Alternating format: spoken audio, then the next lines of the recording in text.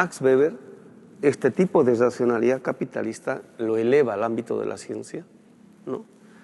Desde ese entonces, no solamente la acción del capitalista, sino del burócrata que hace pertinente el funcionamiento del capitalista, que fundamentalmente es el derecho moderno. El derecho moderno hace posible, factible, legalmente, el robo sistemático que el capitalista va desarrollando a la par que desarrolla la ciencia, la técnica y la industrialización, etcétera, etcétera. Bueno, al principio está en el ámbito de la economía. Y de pronto a un señor llamado Karl Popper se le ocurre agarrar este paquete y elevarlo al ámbito de la ciencia en general, ¿no? Que después de la Segunda Guerra Mundial se vuelve en el paradigma de lo que es ciencia. Siempre hay que recordar que lo que sea ciencia hasta fines del siglo XIX no estaba definido. Tranquilamente se podía hablar de ciencia inglesa, ciencia francesa, ciencia alemana, hasta ciencia judía. Se impone de tal modo ese modelo de ciencia, ¿no? Popper, que ahora todo el mundo cuando habla de ciencia, hasta marxistas, parten de Popper y de Bunge. Cuando se parte de este modelo de ciencia, que supuestamente es conocimiento verdadero, lo que hace es desarrollar la pretensión, el interés, ¿no?, de a quienes les sirve y les funciona este tipo de fundamentación, que son las universidades de primer mundo. El ranking de las mejores universidades del planeta apunta a 10 universidades de primer mundo y paradójicamente son privadas. Son privadas porque son financiadas por el capital transnacional, así de simple. Son los espacios académicos en los cuales se forman intelectualmente la burocracia con la cual el capital financiero transnacional va a funcionar. ¿Qué quiere decir esto? Que el concepto de ciencia que ha producido la modernidad no es pertinente a la humanidad, pero sí al capital financiero, ¿no? Y no puede decir, esta es ciencia burguesa. ¿Por qué? Porque se estarían deschapando, por decir. Tienen que encubrirlo. Lo encubren como ciencia moderna. Y nosotros caemos en la trampa cuando nosotros creemos que ese modelo de ciencia es la ciencia. No es la ciencia, es ideología, es una falacia abstractiva. ¿Esto quiere decir que estamos en contra de la ciencia? No, estamos en contra de un tipo de ciencia, de un tipo de racionalidad. Este tipo de ciencia y de racionalidad que ha producido el capital financiero, con el cual ha producido su propia idea de universidad, con el cual ha producido su propia idea de intelectualidad, su propia idea de ciencia, de racionalidad, etcétera, que las han impuesto libremente en la década del 80 y del 90 casualmente, donde nuestras universidades, de ser bien populares, las latinoamericanas, ahora se han vuelto pertinentes al capital financiero. Entonces ya no es necesario que nuestros intelectuales se formen en países de primer mundo para servir al capital transnacional, sino inclusive ahora en nuestras propias universidades, cuando se forman al interior de este tipo de paradigmas de ciencia, de conocimiento y de realidad, ahora se pueden poner al servicio de los intereses de las transnacionales. Bueno, fíjese, una de las consecuencias más graves que tiene eso que usted está señalado, que lo comparto totalmente, es que eso ha conducido precisamente no al desarrollo del pensamiento, ni de la ciencia, ni de nada que se le parezca a eso, sino a la mediocridad.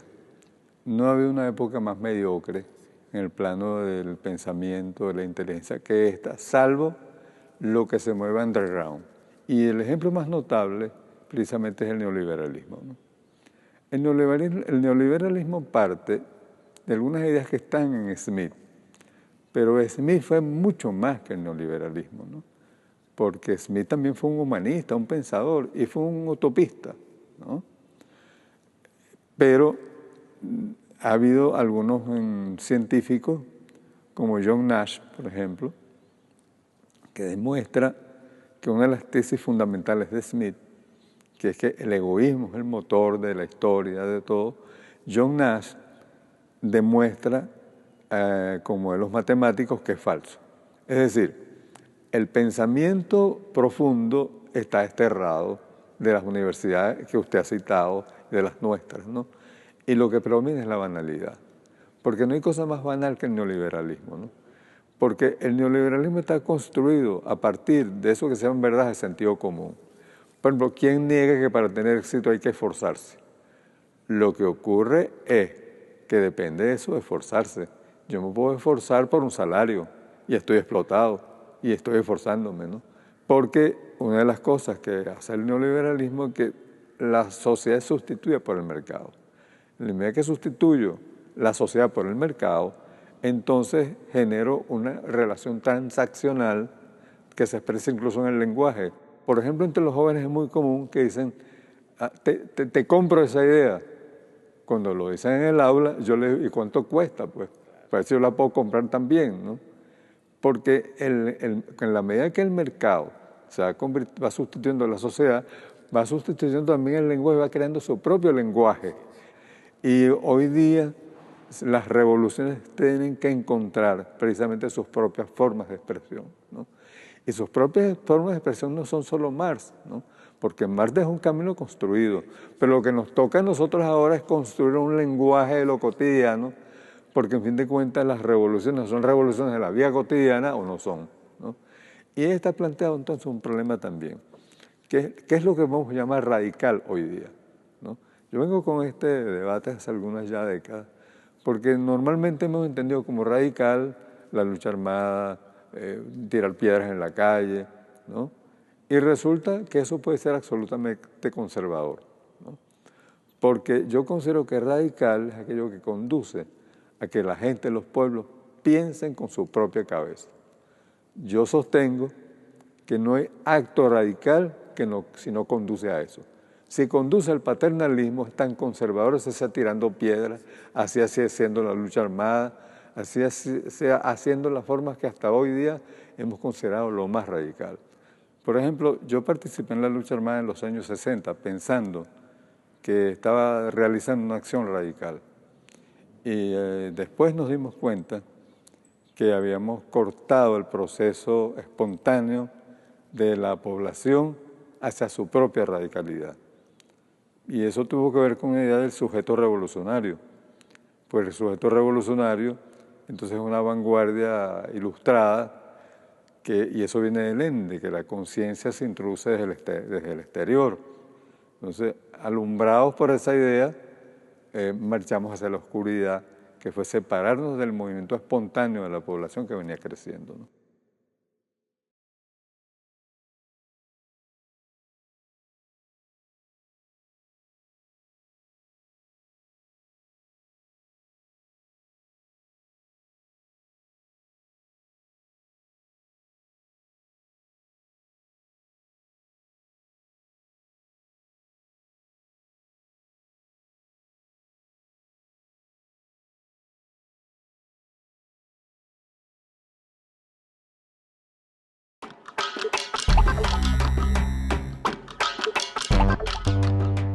Pero el problema del neoliberalismo es que tiene otras consecuencias muy serias, ¿no?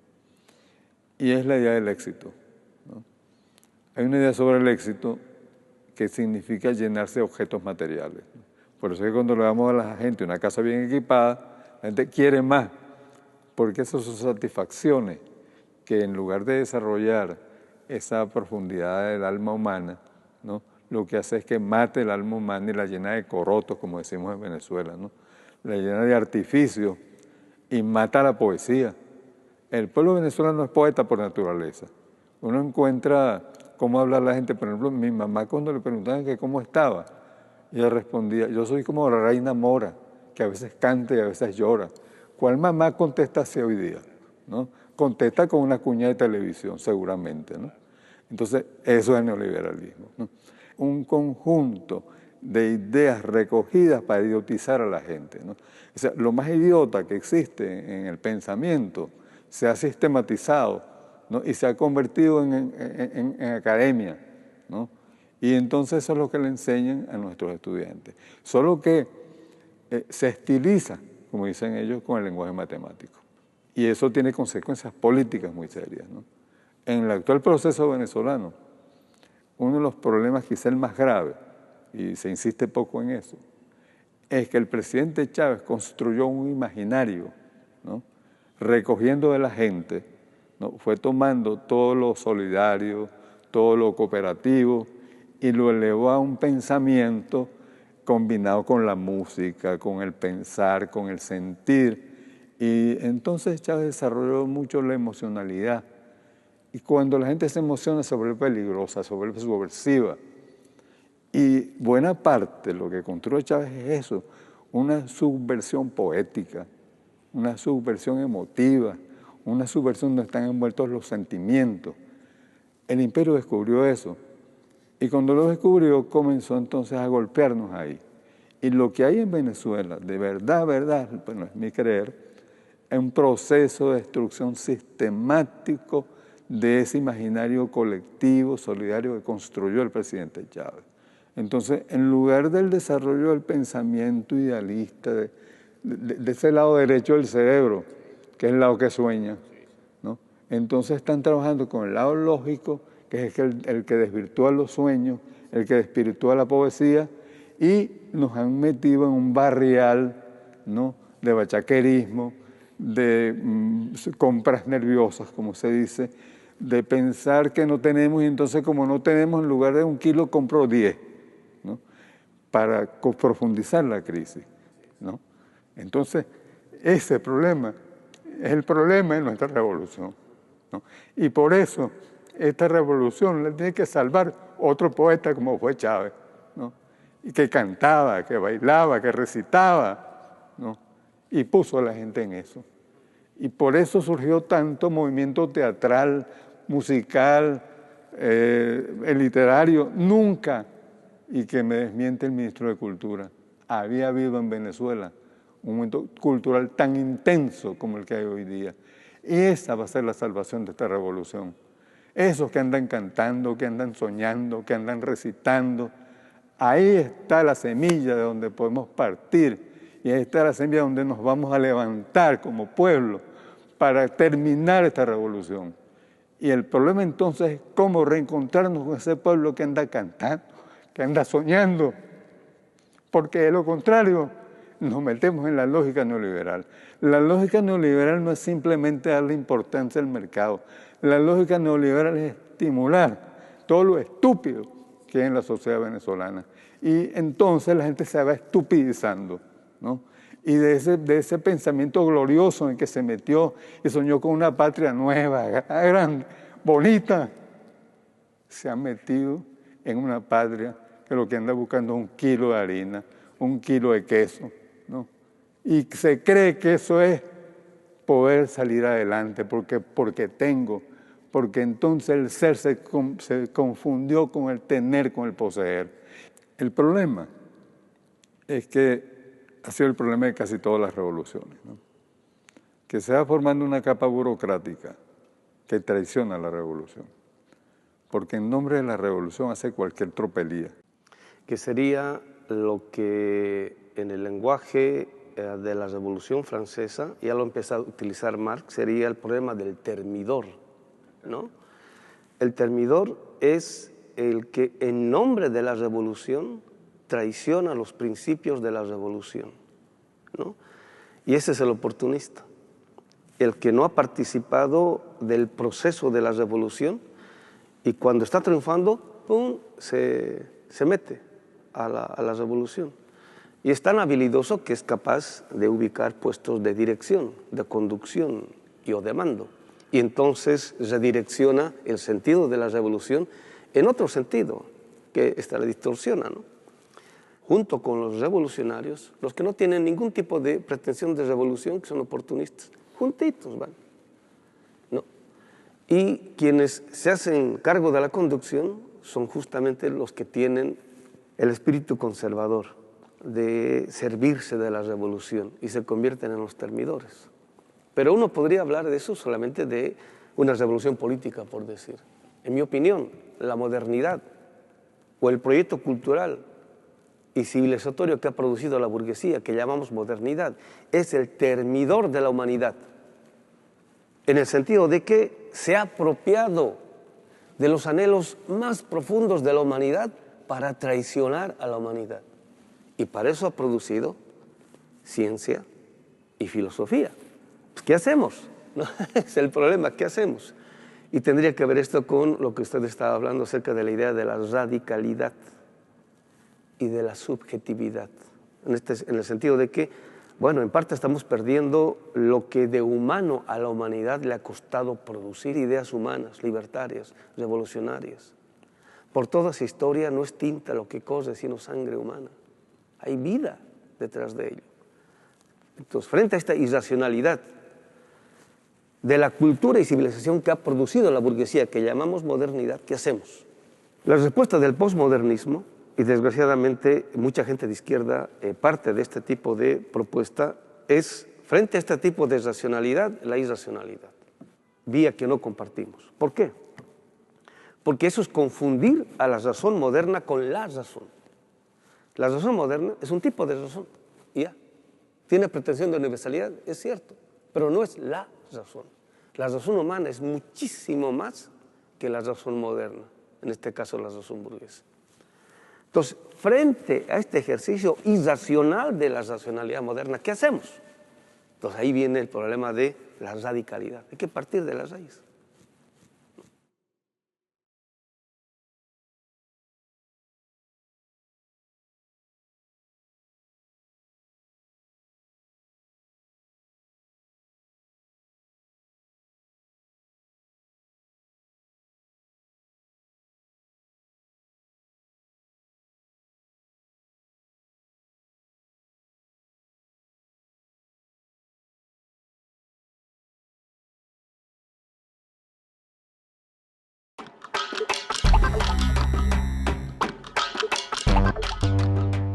Siempre recuerdo yo a un maestro que tuve, Eduardo Nicol, él decía, lo más humano es lo más radical que hay.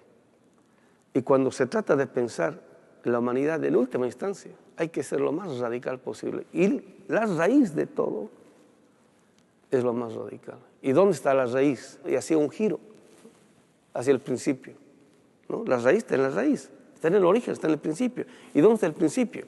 ¿No? Entonces él miraba y dice, están los griegos, ¿no? Entonces yo me ponía a pensar y decía, bueno, a ver, vamos a hacer ese ejercicio, ¿no? Así de mirar a la raíz de todo, de dónde surge todo.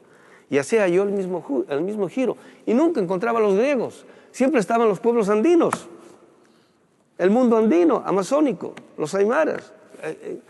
Es lo que yo veía como el origen de todo, ¿no? Digamos, por decir, digamos, de mi universo, de mi propio horizonte cultural e histórico. Eso es lo que yo nunca veía a los griegos.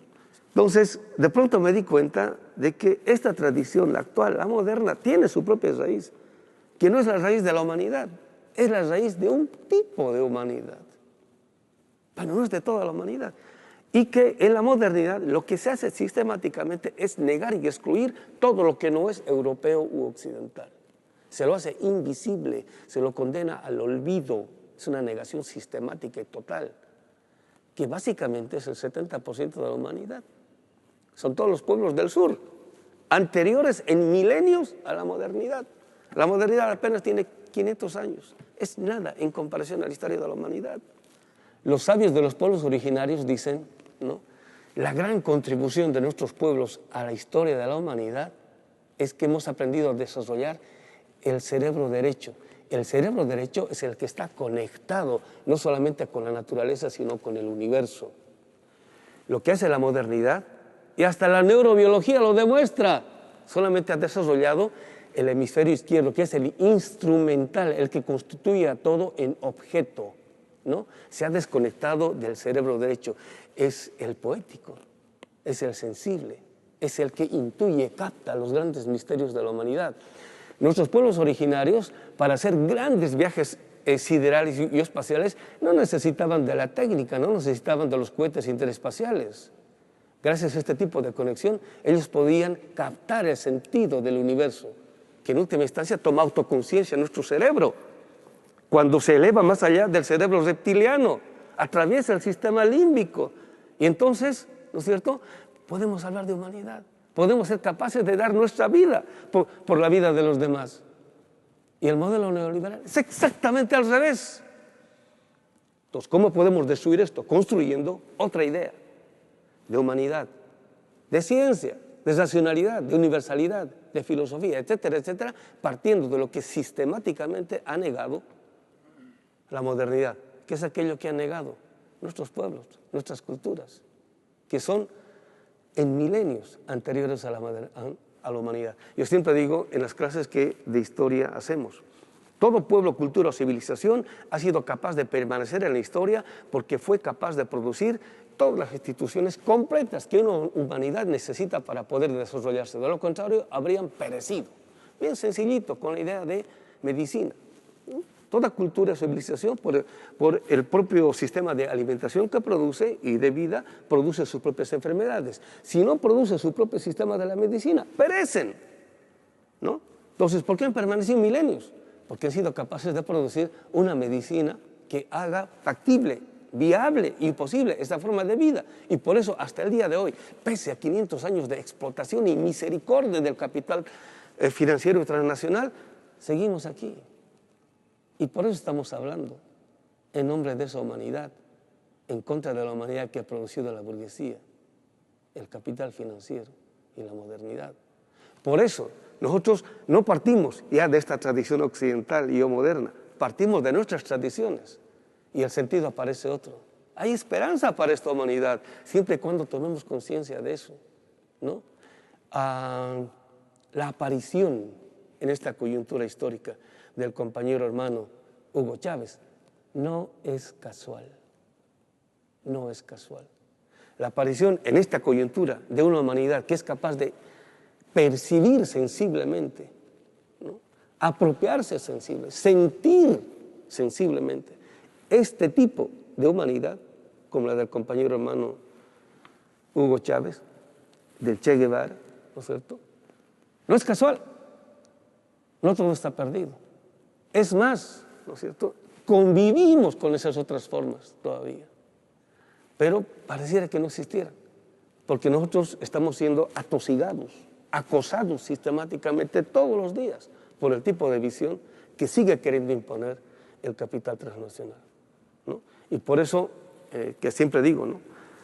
Ser en el mundo hoy, digo un poco la respuesta a Heidegger, ya no es resistir, ¿no? Ser en el mundo hoy es empezar a transitar en la perspectiva de esa historia y memoria cultural que nos han legado milenariamente nuestros pueblos. Entonces, junto con Walter Benjamin podemos decir, señores, ya no queremos el futuro que quiere imponer este sistema de dominación.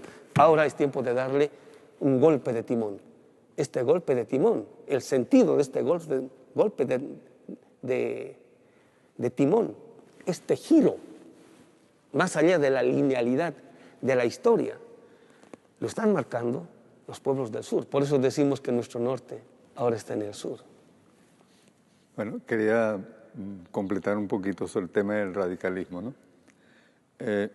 Yo celebro toda su presentación y quiero complementar algo que para mí es esencial, porque tenemos que desprendernos de la idea de que la conciencia se siembra desde fuera, ¿no?